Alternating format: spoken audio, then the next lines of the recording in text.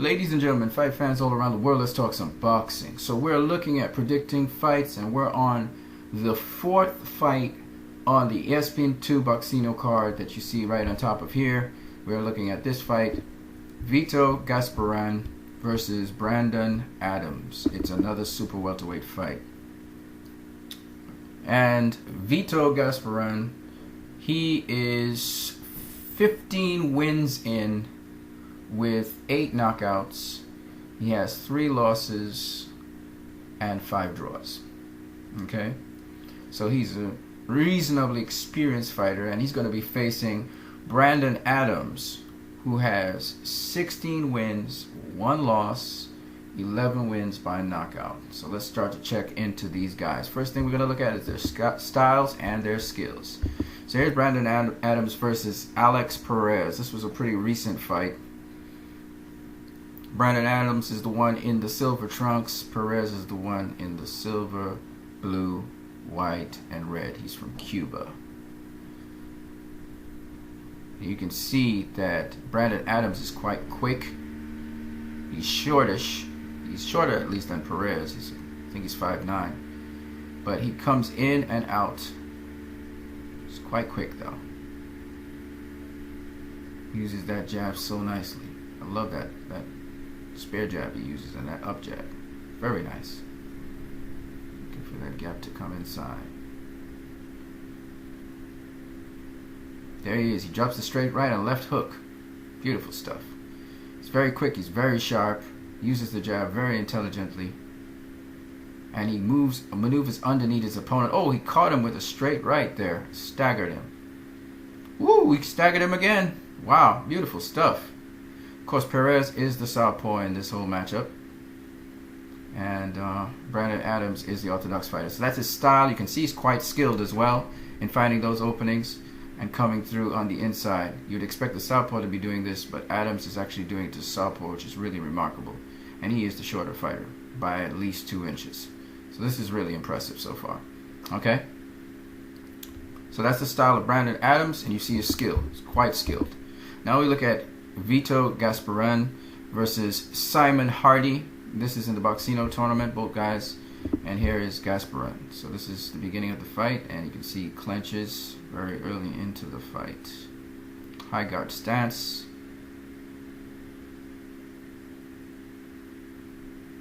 And he's circling. Seems to be a kind of boxer pressure fighter. We'll see soon enough. Comes leaping in with a leaping left hook. Clenches. I want you to see if you can fight on the inside at all. Oh, nice bow and weave motion there. Leaping left hook again. Oh, by the way, Gasparyan is the guy in the black trunks, and Hardy is the guy in the gray and yellow trunks, or gray and gold. Gasparyan is kind of slow. Style seems to be a pressure fighter style. I can see that from the get-go. So he's going to pressure Simon Hardy. As you can see, he is already taking control of the ring, and now he's going to pressure Hardy. Hardy came with a nice body shot there.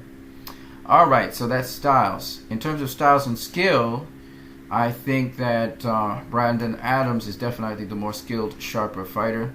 I think Gasparyan is already too slow for him. That's the first thing I've noticed. I hope you have noticed that too. And in terms of style matchup, Gasparyan probably would be the guy chasing the smaller Brandon Adams, and Brandon Adams will be pot-shotting him from the outside, but then at certain points in time, Brandon Adams will turn it up and just tag him all over and push him back. That's what I think will happen.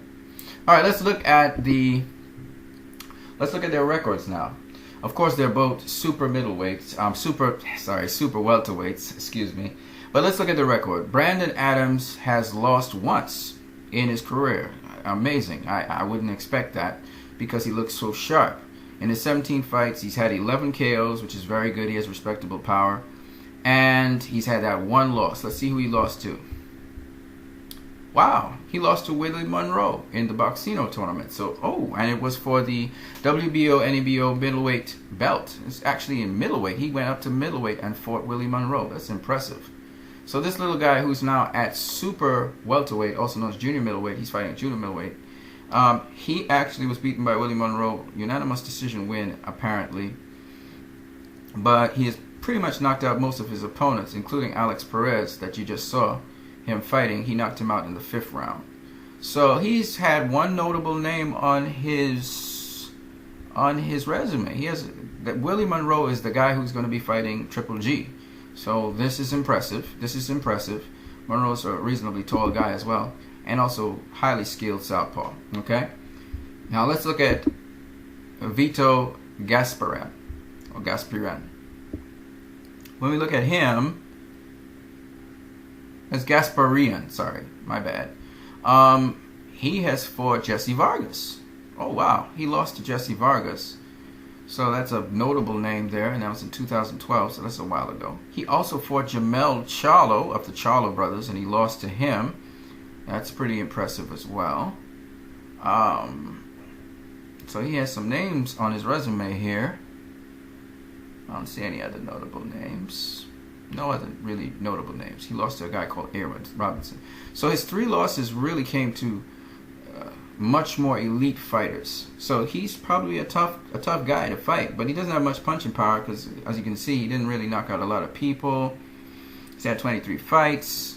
He's won 15, knocked out 8 of his opponents, lost 3, drawn 5. So one thing we know, as we said from the beginning, Vito Gasparyan, he's a very experienced fighter from Armenia. So that's something worth noting. When we look at his ranking, he's 133. Brandon is 32, so he's ranked quite highly in the super welterweight division. That is really good. He has a really great reach, a 70-inch reach advantage over Vito, who has, doesn't say what his reach is. He's 5'10", he's 5'9". So clearly, this will be to see a test for Brandon Adams, even though I think Brandon Adams has already faced somebody more skilled and more experienced than Vito, but I don't know if he has those kind of names on his resume. So this should be an interesting matchup. I really am intrigued by it because Vito has a lot of experience and Brandon has a lot of skills. So this is going to be a competitive match, I think, in my opinion. Their histories, they have really good histories. Just that when Vito meets a really world-class athlete, he doesn't beat them. And in the terms of Brandon Adams, he's had that experience with Willie Monroe now. Because Willie Monroe won the Boxino tournament, but he got all the way on to the finals of the Boxino tournament, Brandon Adams. And maybe his lack of experience is why Willie Monroe beat him. I don't know. So level of competition goes to Brandon Adams. History, both of them have a similar history, except that you can say, level of competition doesn't go to Brandon Adams, it goes to Gasparyan, Vito Gasparyan. The history goes to Gasparyan as well, even though Brandon Adams really seems to have more punching power. Both have interesting records. Brandon has a higher ranking. Skill-wise, Brandon seems to be the more skilled boxer.